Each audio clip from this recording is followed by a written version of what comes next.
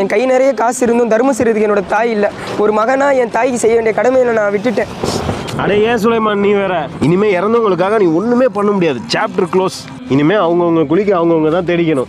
இஸ்லாத்தில் மரணித்த பிறகும் அவங்களுக்கு நன்மை சேர்க்கறதுக்கான வாய்ப்பு இருக்குது. அவங்க ஹஜ்ஜு செய்ய நாடி இருந்தால் அவங்களுக்காக ஹஜ்ஜு செய்யலாம். அவங்களோட விடுபட்ட நோன்புகளை நம்ம வைக்கலாம். அவங்களுக்காக பிரார்த்தனை செய்யலாம். அவங்க கற்றுக் கொடுத்த கல்வி நன்மைகளை பெற்றுத்தரும்.